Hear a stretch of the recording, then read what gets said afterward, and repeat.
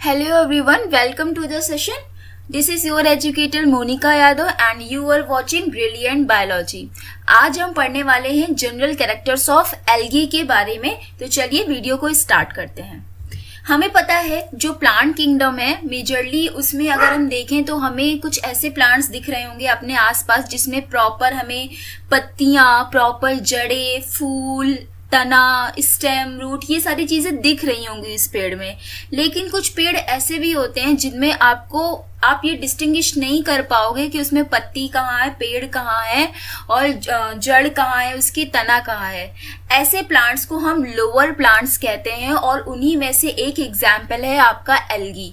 Algae क्या होती है? एल्गी अगर हम कॉमन शब्दों में इसको समझें तो आपने सुना होगा काई टर्म, जो कि बारिश के मौसम में जहाँ मिट्टी वाला एरिया होता है वहां पर कुछ स्लिपरी सा हो जाता है जब बारिश होती है, जिसे हम काई लगी है ऐसा बोलते हैं। तो वो एक्चुअली काई क्या है? वो आपकी एल्गी ही है। उसके अलावा भी उसमें कई सारी चीजें मिलती हैं, लेकिन मेजरली अगर हम उस काई की बात करें तो वो हमारी एल्गी होती है। तो चलिए स्टार्ट करते हैं कि एल्गी के जनरल कैरेक्टर्स क्या होते हैं। ये आपका बीएससी सेमेस्टर 1 में जो सिलेबस है यूनिट 4 उस टॉपिक से लिया गया है एंड एग्जामिनेशन के पॉइंट ऑफ व्यू से जनरल कैरेक्टर्स आपके लिए काफ़ी इंपॉर्टेंट हो जाते हैं, बिकॉज आप इन्हें समझोगे तभी अगर कोई स्पेसिफिक जीनस के बारे में आपसे पूछा जा रहा है एग्जामिनेशन में तो आप इजीली लिख पाओगे। सो यहाँ पर लिखा हुआ है algae are green, autotrophic and chlorophyll bearing thalloid organism. ठीक है, अब देखिए ये जो थैलॉइड है, इस थैलॉइड का मतलब होता है, ये थैलॉइड वर्ड आया है थैलस से, और इसका मतलब ये होता है कि ऐसी प्लांट बॉडी जिस प्लांट बॉडी में आपको लीफ नहीं दिख रही हो, आपको स्टेम नहीं दिख रही हो, आपको रूट नहीं दिख रही हो। मतलब आप एक ऐसा पेड़ देखो, इमेजिन करो जिसमें आप पत्ती, जड़, तना ऐसा डिस्टिंग्विश नहीं कर पा रहे हो, उस टाइप की प्लांट बॉडी को हम थैलॉइड कहते हैं। Thalloid is a plant body in which we can't differentiate between the structures like leaf, stem and root. इसमें लिखा था कि एल्गी कैसी होती है? ग्रीन होती है, बिकॉज आपको पता है पेड़, जितने भी पेड़ हैं वो सब ग्रीन कलर के हैं। क्यों? क्योंकि उनके अंदर क्लोरोफिल प्रेजेंट रहता है और इसे हम ग्रीन पिगमेंट कहते हैं। अब आप लोग ये भी सोच सकते हो कि अगर कोई प्लांट है जो कि ग्रीन है, उसमें क्लोरोफिल प्रेजेंट है, और क्लोरोफिल कहाँ प्रेजेंट होता है? ये प्रेजेंट होता है क्लोरोप्लास्ट में। और आपको पता है कि जो क्लोरोप्लास्ट में रिएक्शन होती है उस रिएक्शन का नाम है फोटोसिंथेसिस। फोटोसिंथेसिस मतलब प्रकाश संश्लेषण। ठीक है, इस फोटोसिंथेसिस के बाद क्या बनता है? खाना बनता है, और वो खाना होता है आपका ग्लूकोज या कार्बोहाइड्रेट, जो कि पेड़ अपनी ग्रोथ के लिए यूज करता है। तो यहाँ पर आप देख पा रहे हो कि एल्गी कैसे हैं, ग्रीन प्लांट्स है जिसके अंदर क्लोरोफिल प्रेजेंट है, हैंस ये फोटोसिंथेसिस करके अपना खाना ये खुद बना लेते हैं। तो ऐसे पेड़ या फिर ऐसे ऑर्गेनाइज जो अपना भोजन खुद बना लेते हैं, अपना खाना खुद बना लेते हैं, उन्हें हम कहते हैं ऑटोट्रॉफिक। ऑटो का मतलब होता है सेल्फ और ट्रॉफिक का मतलब होता है न्यूट्रिशन। मतलब ये अपना जितना भी न्यूट्रिशन लेने वाला चीज है, जो भी खाना है, ये सेल्फ मेड कर लेते हैं by the process of photosynthesis. Next इसमें जो पॉइंट लिखा है वो लिखा है term algae is used for both prokaryotic as well as eukaryotic photosynthetic thalloid organisms. जब आप एल्गी पढ़ोगे ना तो अभी आगे जब हम लोग इसके क्लासिफिकेशन के बारे में डिस्कस करेंगे तो एल्गी में भी ना आप 3 तरीके से देखोगे कि 3 तरीके की सेल मिल रही है एल्गी में। एक मिलेगी आपकी प्रोकैरियोटिक एल्गी आपको मिलेगी, जिसे हम साइनोबैक्टीरिया कहते हैं। आपको पता है बैक्टीरिया की सेल भी कैसी होती है? प्रोकैरियोटिक होती है, और उसमें जो आपका न्यूक्लियस मेम्ब्रेन होता है, न्यूक्लियस होता है, वो एब्सेंट होता है, बस उसकी जगह से न्यूक्लियोइड प्रेजेंट रहता है। तो प्रोकैरियोटिक एल्गी भी मिलेगी आपको, मीजोकैरियोटिक एल्गी भी मिलेगी आपको, और यूकैरियोटिक एल्गी भी देखने को मिलेगी। मतलब इनका मतलब क्या है? इन टर्म का मतलब है सेल के बेसिस पे। अगर किसी एल्गी के अंदर प्रोकैरियोटिक सेल से वो बनी है तो वो प्रोकैरियोटिक एल्गी है। अगर वही एल्गी आपकी यूकैरियोटिक सेल से मिलके बनी है, मतलब उस एल्गी के सेल के अंदर क्लोरोप्लास्ट भी है, माइटोकॉन्ड्रिया भी है, गोल्जी भी है, जितने भी सेल ऑर्गेनेल्स हैं सारे के सारे अगर उसमें प्रेजेंट है तो वो आपकी यूकैरियोटिक एल्गी कहलाएगी। नेक्स्ट पॉइंट है study of algae is called a phycology. जहां पर भी एल्गी की स्टडी हो रही होती है, जो लोग एल्गी की स्टडी करते हैं उस स्टडी को हम कहते हैं फाइकोलॉजी, और जो पर्टिकुलर इंडिविजुअल उस एल्गी की स्टडी को कर रहा है उसे हम कहते हैं फाइकोलॉजिस्ट या एल्गोलॉजिस्ट। ठीक है, the one who study is called phycologist और algologist and the study of algae is called a phycology. Phyco means again algae and logy means study.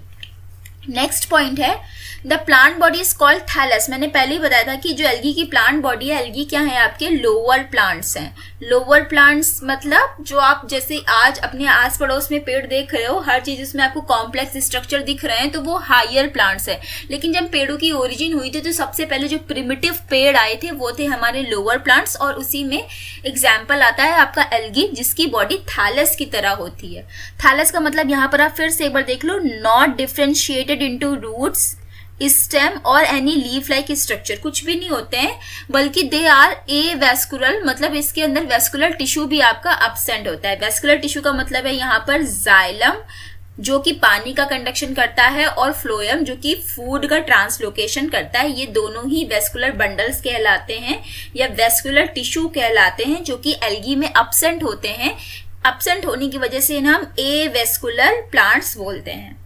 Next बोल रहा है दे आर फोटो ऑटोट्रॉप्स, मतलब light की presence में, photo का मतलब क्या है, लाइट की प्रेजेंस में ये अपना खाना खुद बना सकते हैं, that is why called photo autotrophs. They do not develop embryo. ठीक है, again a very important point, इनके अंदर कोई भी इम्ब्रियो का डेवलपमेंट नहीं होता है। जैसे ही फर्टिलाइजेशन होता है, जाइगोट बनता है, तुरंत वहां पर मियोसिस हो जाती है और स्पोर्स बन जाते हैं आपके। हेंस आपको डिप्लॉयड इम्ब्रियो स्टेज देखने को नहीं मिलेगी, इस वजह से हम नॉन इम्ब्रियोफाइटिक इसे कहते हैं। ठीक है, अब ये हम लोग आगे और डिटेल में समझेंगे कि पूरी प्रोसेस कैसे होती है। अभी बस ये याद रखो कि जैसे ही गैमीट्स का फ्यूजन होता है in the process of sexual reproduction, zygote बनेगा, जाइगोट में तुरंत मियोसिस हो जाएगी, तो उसका मतलब है कि अब जाइगोट से एम्ब्रियो डेवलप नहीं हो पाएगा। नेक्स्ट पॉइंट है, अगर हम पर्टिकुलर एक एल्गी की सेल की बात करें तो उसकी सेल वॉल जो होती है वो थिन होती है, रिजिड होती है और सेलुलोज से मिलके बनी होती है।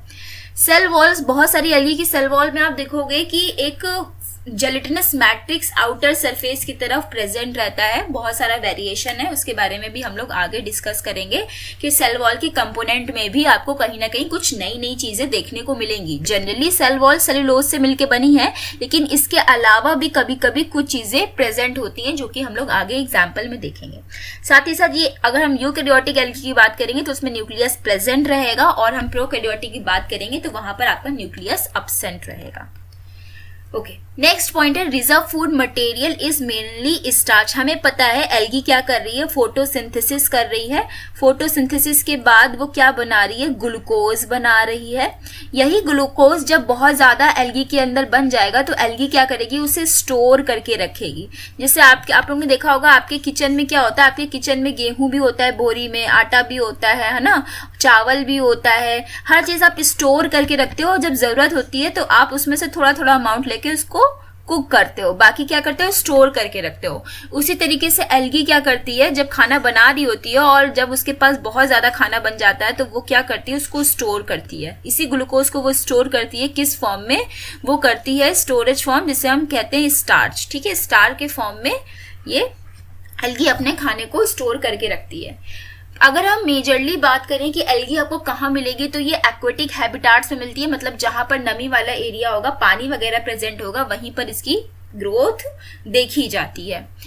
दे show progressive complexity in reproduction. थोड़ा थोड़ा जैसे ही आप देखो एल्गी जब पढ़ोगे ना, तो आप एल्गी भी ऐसे ही पढ़ोगे। पहले लोअर एल्गी पढ़ोगे जो सबसे प्रिमिटिव थी, लोअर एल्गी के बाद आप ऊपर जाओगे और पढ़ोगे एडवांस एल्गी। तो आप देखोगे जैसे ही जैसे आप लोअर से एडवांस एल्गी में जाओगे, जो रिप्रोडक्शन का प्रोसेस है वो काफी कॉम्प्लेक्स हो जाएगा, और इसके अंदर vegetative, asexual and sexual type के रिप्रोडक्शन देखने को मिलते हैं। ठीक है, कुछ और भी अगर एल्गी सेल्स में हम बात करें, छोटे छोटे ग्रैन्यूल्स देखने को मिलते हैं।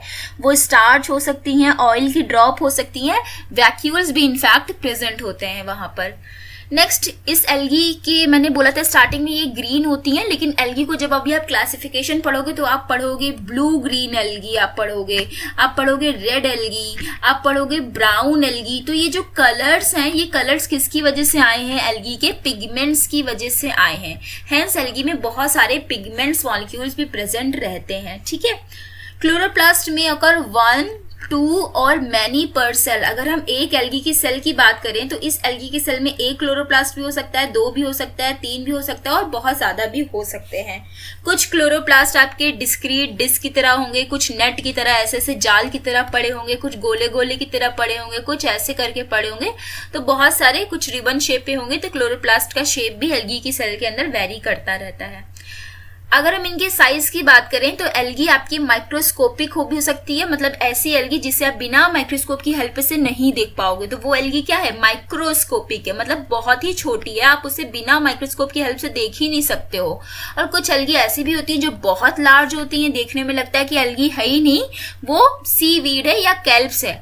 आप कैल्प्स की फोटो देख सकते हो। कैल्प्स अब जब डालोगे ना गूगल पे तो आपको वहां पर आएगा बहुत बड़े बड़े से क्या कहते हैं पेड़ आएंगे, तो देखने में नहीं लगेगा कि वो एल्गी है, बट एक्चुअली में वो आपकी ब्राउन एल्गी, कैल्प फॉरेस्ट जिसे कहते हैं, वैसे बड़े बड़े से पेड़ होते हैं। तो आप देखो कि एल्गी छोटी भी हो सकती है और बड़ी भी हो सकती है। अब बहुत सारी एल्गी की स्पीशीज सिर्फ एक सेल से मिलके बन सकती है या फिर उसकी बॉडी मल्टी सेलुलर हो सकती है ना। अगर एक सेल की एल्गी तो यूनिसेलुलर और बहुत सारी सेल मिलके बनी है तो वो एल्गी हो जाएगी आपकी मल्टी सेलुलर एल्गी, ठीक है। तो ये थे कुछ जनरल कैरेक्टर्स के बारे में। अब हम लोग बात करने वाले हैं मेनली हैबिट और हैबिटाट के बारे में, मतलब एल्गी की रहने की जगह, मतलब कहाँ कहाँ आपको मिल सकती है। तो आप देखो एल्गी जो होती है वो आपकी फ्लोटिंग हो सकती हैं या फिर कहीं ना कहीं पानी में वो किसी बॉटम से अटैच हो सकती हैं। उसी के बेसिस पे यहाँ पर क्लासिफिकेशन किया गया है। जैसे कि पहला फॉर्म है एक्वेटिक एल्गी। एक्वेटिक का मतलब है ऐसी एल्गी जो कि पानी में मिलती है।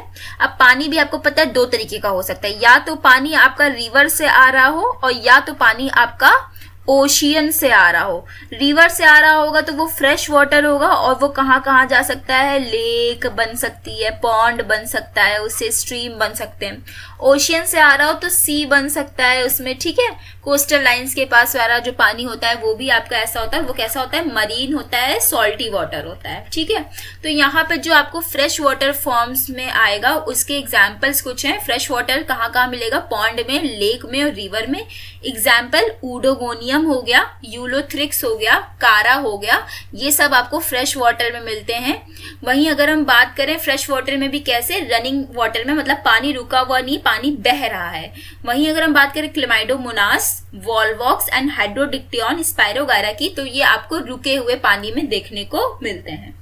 नेक्स्ट है मरीन फॉर्म्स। मरीन फॉर्म्स का मतलब है ऐसा पानी जो कि समुद्र से आया है। मरीन क्यों कहते हैं? देखो आपको पता है कि समुद्र के पानी में क्या प्रेजेंट होते हैं? सॉल्ट्स प्रेजेंट होते हैं, तो उसे हम सलाइन वाटर या मरीन वाटर भी कहते हैं। यहाँ पे लिखा हुआ है सलाइन वाटर ऑफ द सी, जहां पर आपको कौन मिल सकता है? एक्टोकार्पस और पॉलीसाइफोनिया मिल सकता है। एक्टो जो कार्पस है ये है ब्राउन एल्गी आपका, इसे हम ब्राउन एल्गी कहते हैं, और जो पॉलीसाइफेनिया इसे हम रेड एल्गी कहते हैं, क्योंकि इसके अंदर कुछ ऐसे पिगमेंट्स प्रेजेंट है जिनकी वजह से इनका ऐसा कलर हो गया है। नेक्स्ट अगर हम बात करें टेरेस्ट्रियल एल्गी की, टेरेस्ट्रियल का मतलब ऐसी एल्गी जो कि आपकी कहाँ मिल रही है? जमीन पे मिल रही है, जिसे हम इडापोफाइट्स भी कहते हैं। तो वाउचेरिया एंड फिस्चुला ये 2 आपकी एल्गी हैं जो कि आपको टेरेस्ट्रियल मतलब सॉइल सरफेस पे देखने को मिलती हैं और इन्हें हम इडापोफाइट्स कहते हैं। नेक्स्ट है इपीफिटिक एल्गी। इपीफिटिक का मतलब क्या होता है पहले समझो। इपीफिटिक का मतलब है कि मान लो कोई एक पेड़ लगा है, यहाँ पे मैंने एक प्लांट बनाया है, ये प्लांट समझ लो यहाँ पे बनाया है, इस प्लांट में यहाँ पे पत्तियां लगी हुई हैं, ठीक है। मान लो इस पत्ती के ऊपर कोई एल्गी मिल रही है, ठीक है, इस पत्ती के ऊपर यहाँ कोई एल्गी मिल गई है तो इसे हम इपीफाइट कहेंगे।